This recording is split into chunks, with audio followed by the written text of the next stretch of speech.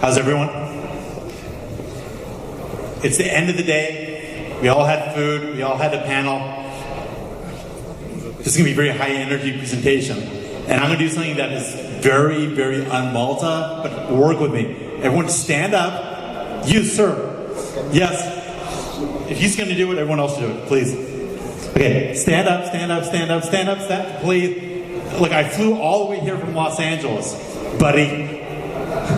Okay, everyone, high energy. Just breathe in. Oxygen. Good. Breathe, breathe, breathe, breathe, breathe, breathe, breathe. Are you breathing? Sir, are you breathing? Good. Twist, stretch. Malta, energy. Let's go, let's go, let's go, let's go. Ah, feel good. Is anyone slacking? Okay, remember, LA, Barcelona, Malta. Like, I'm not going home for 20 days. Okay, I wore the same suit yesterday. It's terrible. Okay, thank you. Okay, sit down.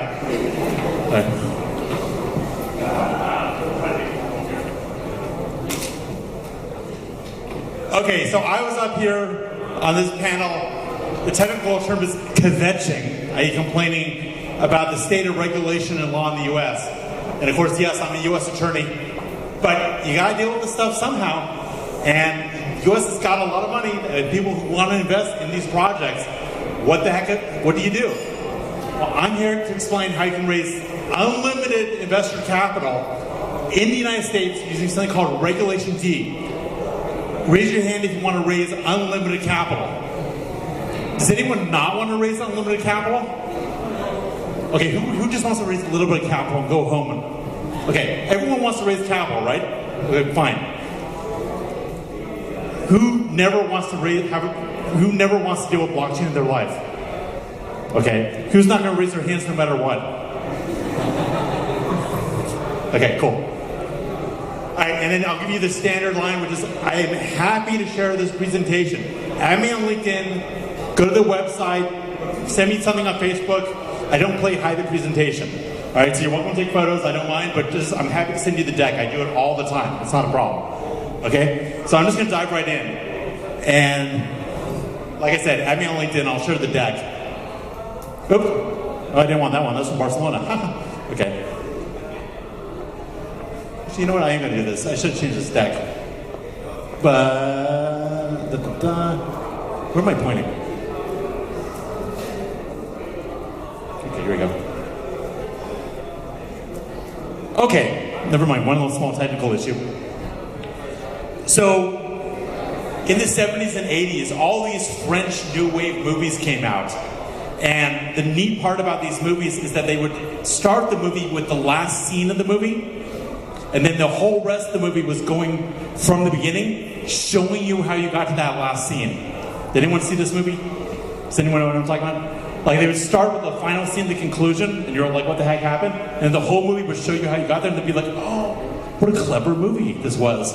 Well, this presentation is like a French New Wave movie, okay? Maybe not quite as clever. This is the last slide in the deck, and I'm going to start with it now. It's not going to make a ton of sense at this moment, but by the time we're done with this whole presentation, this will make a lot of sense. And you'll have the understanding of how to raise unlimited capital in the United States legally without the SEC killing you by doing this. All right, so again, it won't make tons of sense now, but let's start with the conclusion of this whole presentation. You are going to use, you do use what's called Regulation D, Reg D, specifically Rule 506C, Reg D 506C, to conduct what's known as a private placement of securities. Private placement. And by doing this, you can raise unlimited capital from an unlimited number of investors. In other words, you can raise $1 trillion from 1 million investors, so long as they're what's called accredited. All right? I'll explain what that means. You need to verify, second bullet point, you need to verify that these investors are actually accredited. You can't just take their word for it. Okay? You're not going to mess around with unaccredited or non-accredited investors. You're not going to mess around with bad actors. And I don't mean Arnold Schwarzenegger, I mean legally bad actors. Right? And you're not going to make any misrepresentations of material fact or omit those facts when selling securities. These are the keys to the kingdom. I'm going to show you details, but if you follow these rules, you can raise unlimited funds. So if you're a little blockchain startup, and you're like, I'm scared of the United States, well, just remember, there's a ton of money there. This is how you get the investors' money. All right. There's this classical economic model of what makes a business, what makes an enterprise, and you can think of it as making a pie. You put in all these ingredients, you put in all these inputs, and what comes out is profit. So traditionally, when you had an enterprise or a business, the inputs were land, machinery, labor, that kind of stuff. That's so old-fashioned. Now in 2018, what do you put into a business to make it work? You can have labor, which we can now think about in terms of automation or processes of work. You have productive assets.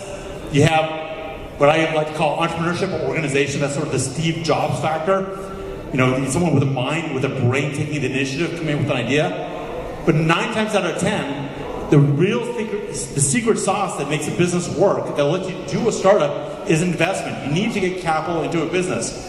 So, you know, why are we raising capital? Because you need it to make a platform work, whether it's blockchain or you're selling pies. Now, in the old days, when you were investing in a company, when you were contributing capital to a company, you would buy stock in that company or maybe lend that company money. So you'd either have debt or equity. In this new modern world, companies are selling their tokens in order to raise funds. It's not really debt, it's not really equity, it's maybe something else. Who's heard of a SAFT? Grace, in the back, has heard of a SAFT. Fantastic. There you go. I've given 2-hour lectures on SAFs. It basically stands for Simple Agreement for Future Tokens. It's an investment contract where people give you money now. You build a platform. Once a platform is built, you issue tokens, and the investors get the tokens, which are now worth tons of money because the platform works. So, in addition to traditional investments of buying shares or doing debt, there's tokens that you can get through a SAFT. Okay, who can remember? We were having a conversation about what makes a security, what makes it something not a security. We were having that little conversation. Here's my definition of a security. This is not law yet. Just let me get elected this, or let me get appointed to the Supreme Court. This works. By the way, I talk in fast technical English, and I'm trying to keep the energy high. Is this too fast, too slow, clear, not clear? Okay, I heard one good. Okay, silence is consent. Okay? If it goes too fast or too crazy, let me know. Okay, what in God's name is a security? I mean, the whole planet is arguing about this right now. When is a token a security? When is a stable coin a security? When? Who knows? Well, I'd say a security is the legal interest. It's not a gift. It's the legal interest which an investor receives in exchange for contributing capital, whether it's money or something else of value, such as your labor, to an enterprise in the hopes of realizing a profit or other economic benefit resulting from the enterprise's success. But, here's the big but, this is to the stablecoin point, but where such outcome is not guaranteed and the invested capital is at risk of being reduced or lost. Okay, what makes a security a security? It's when I'm contributing capital to an enterprise. All right? I want to benefit from the success of that enterprise, but my capital that I'm contributing, my ability to share in the success is not guaranteed. It's at risk. It's an element of risk that makes something a security. If I put in $1 and I'm guaranteed to get $1 back, there's no element of risk. Right? That's what makes something a security. Right? And the real short version of the short version is a security is an investment contract. All right, now, securities sales are highly regulated everywhere.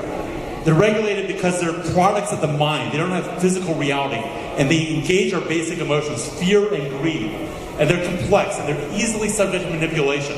Okay, this was already the case before tokens and crypto. There's a reason why we had the great stock market crash in 1929. It's because no one understood what the heck they were doing, but they let greed get ahead of them. So securities are highly regulated everywhere. It's very highly regulated, especially in the US, the home of the Great Depression and stock market crash. And our regulatory agency, the Securities and Exchange Commission, has a reputation for being very fierce when it comes to protecting investors, especially US investors. Who's concerned about the SEC? Please raise your hands. Please be concerned. I didn't say feel fear. Don't run away. Just concern. Concern. I'm concerned. Okay. So why bother with the United States? Well, the short version is that's where the money is. Okay. The two largest national economies on the planet are China and the U.S. Depending which metric you use, China's first. Another metric says the U.S. is first. Whatever. They're the two largest economies on the planet. Right? China is not allowing ICOs. The U.S. is allowing ICOs and investments in crypto. It's regulated, but it's allowing it. So you really don't want to leave these markets left behind if you're trying to do a blockchain or crypto startup. You have to deal with the U.S. And I've worked on many deals that investors in the U.S. want to invest. They invest in Maltese companies, they invest in Gibraltar companies, they invest in Estonian companies. You cannot ignore it.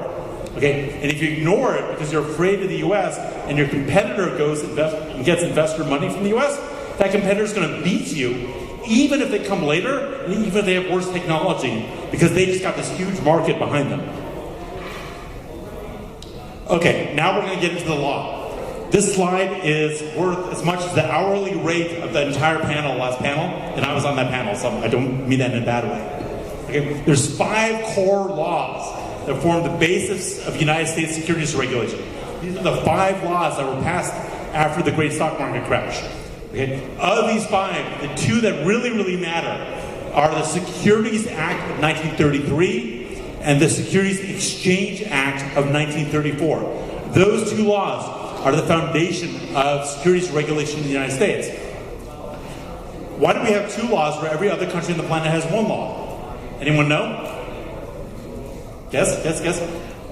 Because if you look at the dates of these things, it was the Great Depression, World War II was about to start, we were kind of busy. So the Congress couldn't get it all done with 1 law. They were working on about 20 different laws at the time, trying to deal with the Great Depression. So they passed the 33 Act, and then the next year they got around to the 34 Act. There's been this persistent movement in the United States saying we should just have 1 law, put these together. But now no one can figure out how to do that, so we're stuck with 2 laws. Okay, the Securities Act, the 33 Act, is the core of what we're going to be talking about today. So this is called saying hello to the Securities Act. Hello, Securities Act. Okay, someone waves. You get a prize. Okay, what's the point of this act? Basically, there's 2 points. To provide full disclosure of the character of the securities being sold, and number 2 is to prevent and punish fraud in the sale of securities. That sounds good to me. What does the 33 Act cover? Well, let's cover some basic terminology that will make this whole presentation make sense. When I'm the company that's issuing my own shares in order to raise capital, my own shares, I'm selling them in order to raise capital, I'm what's called the issuer. Okay, I'm the issuer of stock, or I'm the issuer of SAFs, or I'm the issuer of debt. Right? That first sale, when I'm selling it in order to raise capital, it's called a distribution of stock. When you see these terms in the Act and everywhere else, this is what it means. I'm the issuer if I'm selling my own stock. Right? That first sale is called a distribution. What happens later when investors sell amongst themselves or things happen on exchanges, that's trading. That's different from a distribution. Issuers distribute. Everyone else trades. Right? The Securities Act is concerned with the initial sale or the initial primary distribution of securities.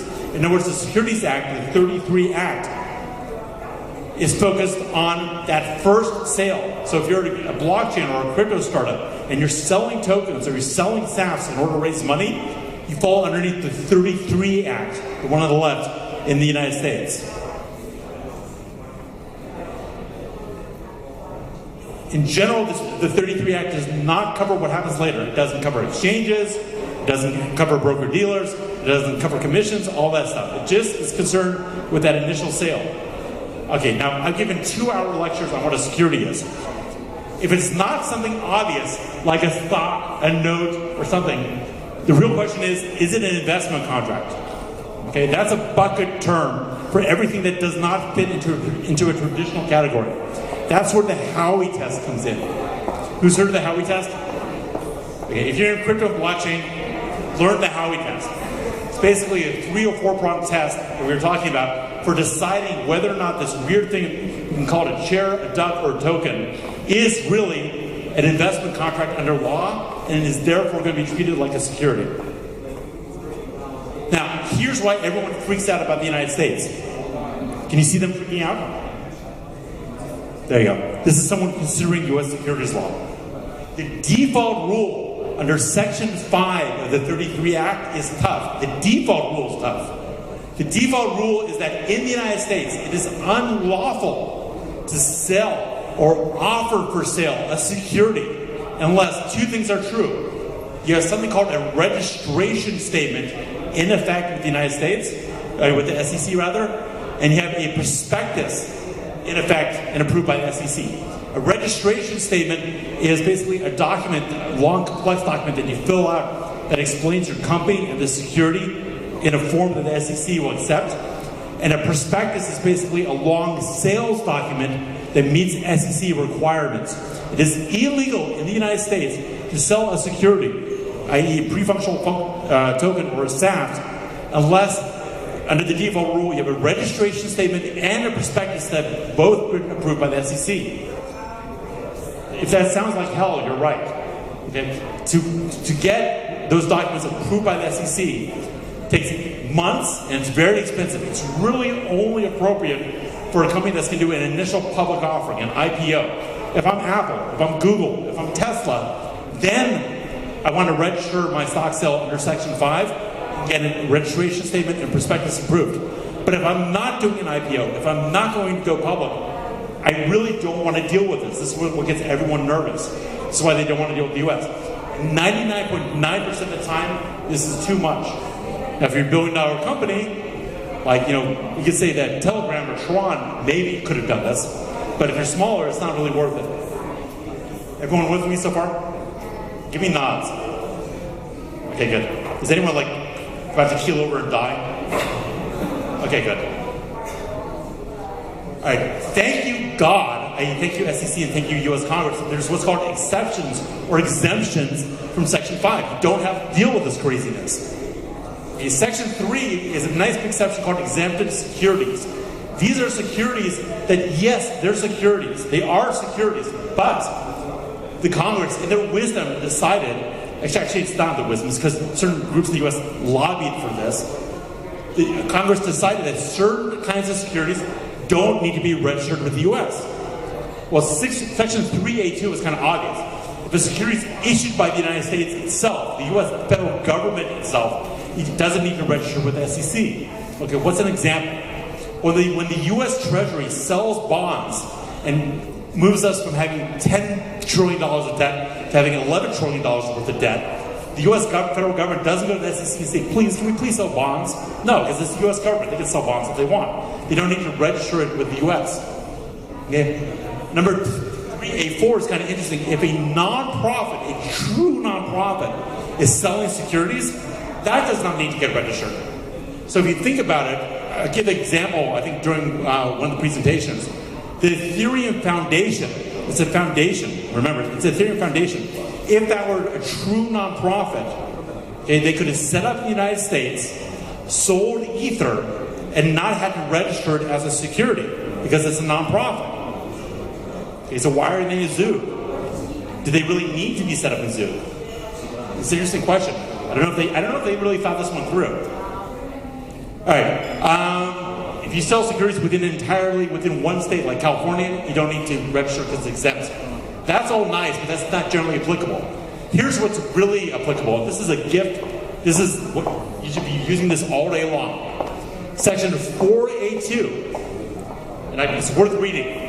The provisions of Section 5, meaning the registration requirement, the provisions of Section 5 do not apply. Transactions by an issuer. Remember what an issuer is? Transactions by an issuer not involving any public offering. What does that mean? In other words, if I am selling stock to raise capital, but I'm not selling it to the public, I'm doing a private offering, I don't need to register under Section 5 at all. That is a huge freaking, I don't know what you can say, a hole that you can drive a train through. Okay? I even got so excited about this, I even put it on the slide, awesome. Right? So under Section 4A2, an issuer can avoid the entire registration process required by Section 5 by not engaging in a public offering. In other words, by doing a private placement. Remember that from the first slide? A private placement gets you out of Section 5. But what does that mean exactly? What's the dividing line between a public offering and a private placement? Professor, do you know? You probably know in Malta. Okay, well, fine. Come to LA, have some sushi, I'll explain. Okay, so how the heck do you know what's public and what's private? Well, before 1982, no one knew the answer. So there were court cases. The SEC fought with investors, and the SEC fought with businesses. And people were driving themselves crazy, and securities lawyers got paid tons of money. Tons. It was a beautiful time. And unfortunately, I was not a lawyer yet, but whatever. So the courts and the SEC and everyone were fighting it out. They were looking at all these different factors. Okay, is the offer made to a relatively small number of investors? Well, that's kind of obvious, because then it's not public. Now, here's the question. Professor, you and I have known each other for months now, right? Let's pretend it's years. We're good friends, right? You've invited me to your boat. You have a nice boat, I hear. Okay, you do. It's all around Malta. Everyone knows about the boat. Okay, so if we've known each other for years and I go, you know what? I want to sell this to you and just to you only. Would you agree that that's private? Yes. Okay, good. You know, you could tease me. I'm glad you didn't. Thank you. Now, this room, we're all good friends, right? We've known each other for at least 5 minutes, and we all stood up together. That was intimate, right? If I only sell securities to this room, is that private or is that public? Public. I guess going from the SEC, you know, I was in a room with them for 5 minutes. They all stood up. 3 of them watched my jokes, 2 of them left. No, okay, this is not enough of a relationship, or it's not enough of a closed, defined group to make it really private, though I can try to argue that, though I'd lose. All right, number 2 is a big one. No general solicitation. In other words, I can't advertise on the internet or on the radio or send out flyers to a whole bunch of people I don't know. That's obviously public. And there's all these other factors that the courts would look at over and drive themselves crazy. All right, because in 1982, Reg D came around. Okay, a regulation is a cluster of rules underneath the regulations that apply to securities. So Reg D is rules now 501 through 508. These Reg D provides what's known as a safe harbor. Okay, if you comply with Reg D, if you comply with these rules, you can be guaranteed that your sale will be treated as private and you do not need to register. In other words, don't have to bother with figuring out all this stuff. What the heck does this mean? So long as you comply with Reg D, these rules that we're going to go through, you know that your sale is private and you know you don't need to register under Section 5 and you can raise all the money you want. And I'll explain how that works. Reg D was always awesome, but in 2012, 2013, it became super awesome, okay? And that's a technical legal term. In 2012, something passed called the Jobs Act, right? President Obama, in a moment of presidential wisdom, signed this thing and added this new rule, 506C. 506C is like a crypto gift from heaven. Okay, now there's a whole bunch of rules in Reg D that apply to every Reg D offering. Remember, 506C is just one particular version of Reg D. So there's all these rules. I'm not going to go through them, but it's worth reading. All right, now, the rule that really matters for everyone in this room is Rule 506. This is the key to the kingdom. And there's 2 variants of Rule 506 that we care about. There's 506B and there's 506C. But this list at the top applies equally to both. So let's take the first point. Okay, this is a private placement under 4A2. In other words, Reg D falls underneath this. So it's exempted from registration under Section 5. All right? There's no limit on the offering size. There used to be this thing with Reg D can only raise $5 million. I mean, who wants $5 million? Well, you want $5 million, don't you? But you'd rather have unlimited, right? Yeah, me too, obviously. Okay. So 506 can raise an unlimited amount of money. Oh my gosh. From an unlimited number of accredited investors. And I'll explain what that means. Okay? But there's no limit. There's not limited to 35, you're not limited to 99, you're not limited to 2,000, unlimited. Under both of these, you have to file what's called a Form D with SEC. Right? And we'll go over that. You can't have any bad actors. I'll explain that. The stock you sell is what's known as restricted, meaning that people can't quickly resell it. And management has to be available to answer questions. These are requirements that are common to both variants. And again, happy to share the deck. Welcome to take pictures, but I'll share this. All right. What the heck is an accredited investor? Why can we sell to an unlimited number of accredited investors under both variants? Well, remember, one of the main points of the 33 Act is to provide for full disclosure concerning sales of securities. Well, some people know, or they're sophisticated investors, they know what's up. They don't need the government telling enterprises, issuers, what information to provide. They can figure it out on their own. How do we know? How do we know whether or not someone's an idiot or smart? We don't. So we figure that they have enough money, even if they're dumb, even if they can't evaluate an investment, they can hire someone who has a brain to figure out for them. By the way, this is not what the SEC would say. I'm just giving you my version, but this is reality. Okay, I'm telling you what's really going on. All right, what's an accredited investor? Any one of these by itself will make someone accredited. Any one of them can be true. Right?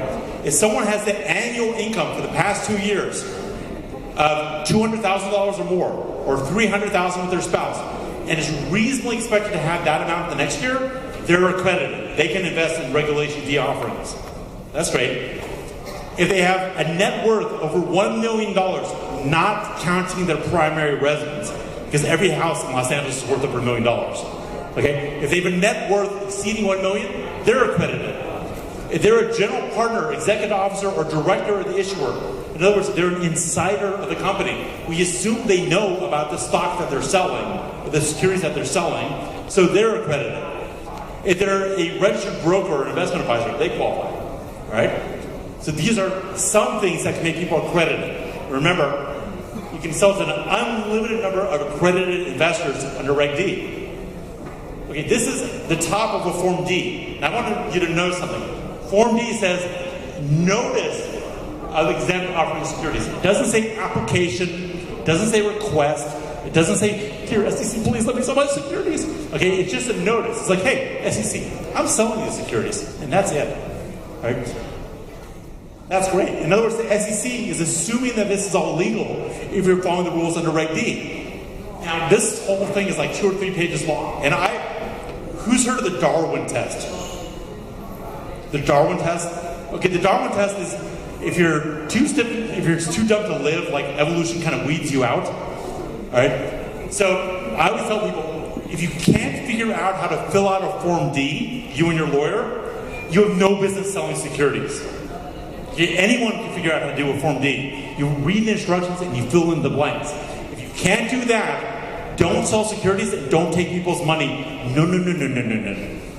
Okay? So this is the Darwin test for selling securities. Now, let's talk about bad actors. This one's serious. It's all serious, but this one's very serious. You can lose your Reg D exemption if there's a bad actor involved in your business. And I'll explain what this means. Right? Suppose you want to do a private placement under Rule 506. Okay? You need to look at everyone who's involved with your business, with your sale, and see you've got to look at what's called covered people. Okay? The janitor who cleans your office floors, he or she's not a covered person. The president of your company is a covered person. So you're looking at covered people. I'll explain what that means. Now, did any of these covered people have what's called a disqualifying event? Okay, did any covered person have a disqualifying event? If so, then you have what's called a bad actor. If you have a bad actor involved in your sale, that is a big problem. Okay? Because if any one of them is involved in your sale, you can lose your exemption. Lose Reg D, which means you should have filed or registered under Section 5. Ouch. Okay? So you either need to get rid of them or you need to get a waiver from the SEC. Or if you have no bad actors, everything's good, smiley face, Reg D can apply. Okay, who is a covered person? Who do we care about? We don't care about the janitor, because whatever. Okay, so the issuer, in other words, the entity doing the sale, including predecessors or affiliates.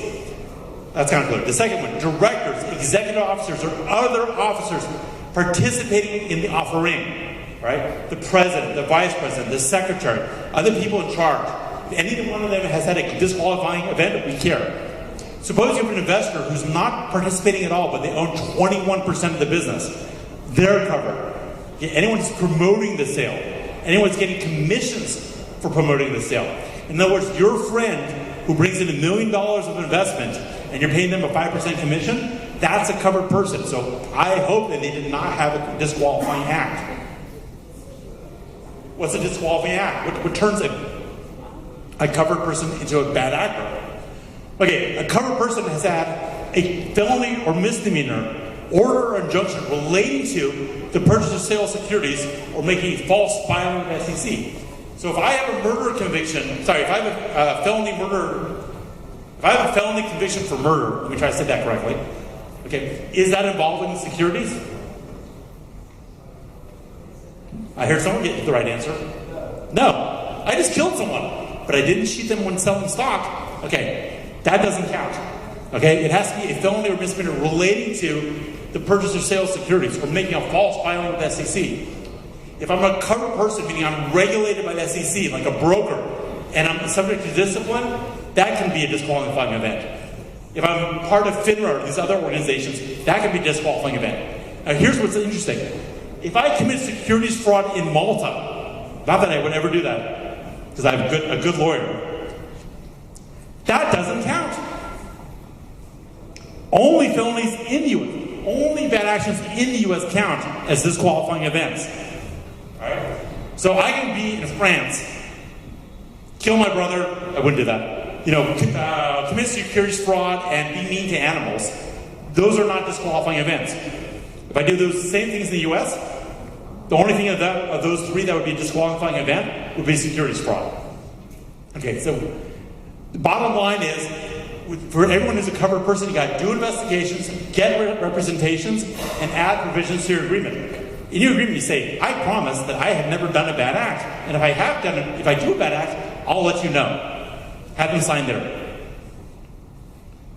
Okay, now here's the two variants of Rule 506. 506B is sort of the old version of Reg D. This is what happened before the Jobs Act. You could have up to 35 unaccredited investors. You could have an unlimited number of accredited. Here's the real difference. All you needed was a reasonable belief that your creditors were invested. Sorry, I didn't even say that right. You needed a reasonable belief that your investors were accredited. Long day. Who's ready for the networking drinks? Are you really not ready for networking drinks? I'm ready. Okay. You could not do a general solicitation. You could not advertise to the world. Okay, and you had to provide a lot of information to these unaccredited investors. It was painful. Okay? So that was the old rule. Here's the new rule, and this is the punchline.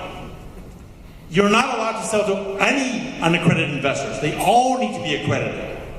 They all need to have earned over $200,000 in the past 2 years and the next year. They all need to have over $1 million worth of net assets, not counting their house, or some of those things. You can only sell to those people. Okay? But you can have, again, unlimited numbers of them. Here's the key. You need to verify that they're accredited. You can't take their word for it. In the old days, under 506B, they could self-certify. Miss, just play along. Do you have over $1 million of net assets, not counting your primary residence? Say yes. Yes. I believe you. I really do. She self-certified to me. I trust you. You're accredited. Okay? That's all you had to do in writing under 506B. Sir, how's it going?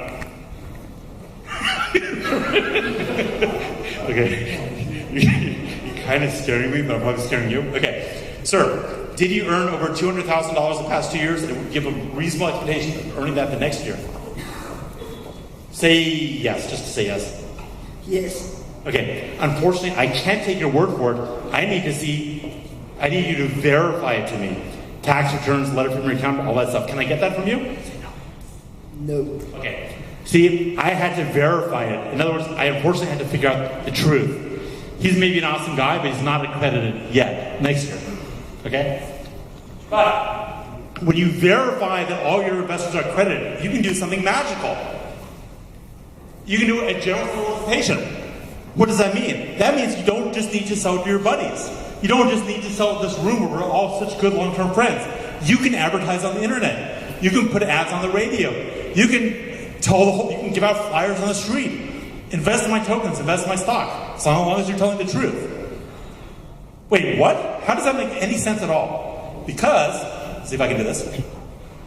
The whole point of Reg D is that it's not involving a public offering. Why can I now solicit the whole world to buy my stock? Why? I don't know either. Okay, because the Congress was insane. Okay, it doesn't make any sense, but it's true. Alright? With 506C, this new rule, okay, you can advertise to the world. You can set up an internet platform selling your securities to the general public, and that's allowed. You can raise an unlimited number of funds for an unlimited number of investors. Now the catch, of course, is that yes, I can advertise to everyone, but I can only sell, I can only complete the transaction with verified accredited investors. So a grandma who's not really accredited, really wants to buy your token, signs up on the platform because she saw your ad. She said, oh my God, I want this token, I really want it. Okay, but you block her because you're doing some research to find out whether or not she's accredited, and she's not. So long as she doesn't actually buy the tokens or buys the stock, you're good. 506C applies. Okay? Think how magical that is. So if you don't have all these pre-existing relationships with investors, if you need to meet new people, heaven forbid, you can use 506C. And I can say, wait, what? 482, upon which Rule 506 is based, exempts non-public offerings, but under 506C you can engage in general public solicitation, and you can engage in general public advertising. How? Okay? How do you verify that someone is actually accredited? You can't take their word for it, they can't certify. Alright, well, your starting place in both 506B and 506C is you want to have something called an investor questionnaire where they answer, are you accredited? Check the box why. You have over $1 million invested, whatever. You have income with this, blah, blah, blah, blah, blah. But you can't rely on that. You can review publicly available information. You can look at their IRS documents. You can review the broker statements. You can get their accountant or lawyer to sign that they're accredited. That's a good one. The really good one is you can use a third-party verification service.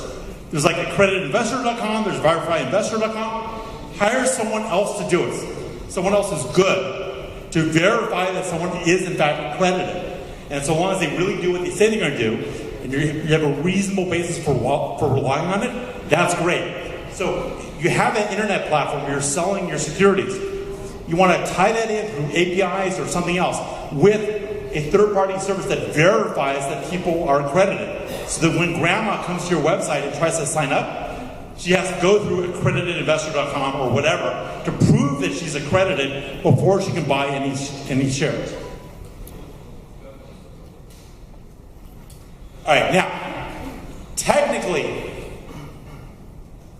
I kind of brushed over it, but technically, under 506, the old rule, you did not have to provide information, mandatory disclosures to your investors, unless you had a non-accredited investor.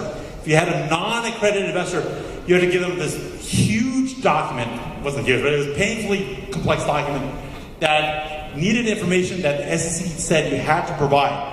It often made it not worth it. Even under 506B, when you were allowed to sell to non-accredited investors, people wouldn't do it because creating that document was a real pain in the butt.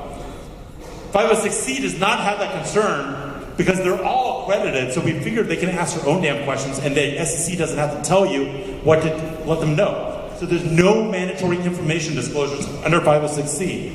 But, oops, try that again. But in real life, and here's a general principle for selling securities, whether it's the US, Malta, Gibraltar, or Mars. In real life, you want to give people a written document explaining to them what you're selling. You want to explain your company, and you want to explain the securities. You want to explain the risk factors, the management, all that other stuff. Why? Because in the US and many other jurisdictions, the more you reveal that's truthful, the more material disclosures of fact you make, the less people can sue you for it. So long as they know everything that's true about your company that matters, they can't claim later that they did not know and sue you. Okay, so let's take the example of the guy who was in France and committed securities fraud and killed his brother and was mean to dogs. Okay, did any of that stuff make that person a bad actor? No, because it's not in the US. Do we have to reveal that to investors? Do we have to? No. Should we?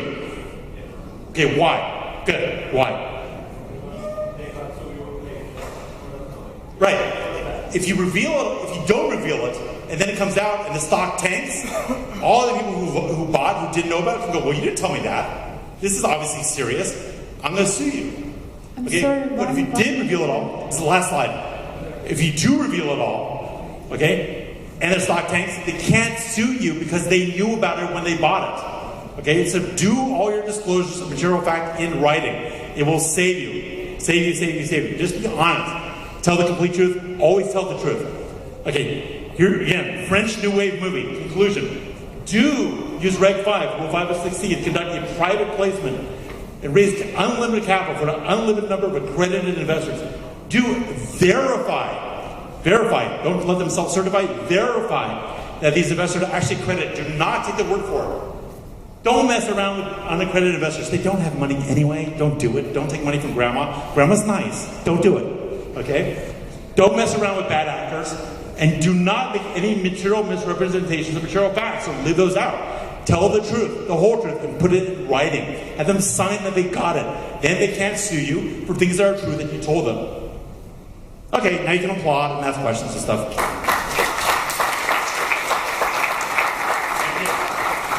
Investment Company Act of 1940. That's this one. Okay, I am sure that Malta has something similar, where they call it a collective investment act, or different jurisdictions have different names. All right? When you sell interest in an investment fund, those interest in investment funds, those are securities. They are securities. So they have to qualify, at least in the US, underneath the 33 Act and underneath the 40 Act. Okay? So you have to treat it, you have to find a Reg D exemption, and you also need to qualify under the 40 Act. I'm comfortable that in Malta, right, that when you sell interest in investment funds, whether it's a crypto investment fund or another fund, those interests are treated like securities. Say yes, I'm not looking stupid. Okay, good. So, yeah, don't bother with unaccredited no matter what. Okay, next question. Oh, I'm $10,000 an hour, so now's the time to ask. Tick tock, tick tock. 3, 2, 1. All right, thank you very much. I appreciate it.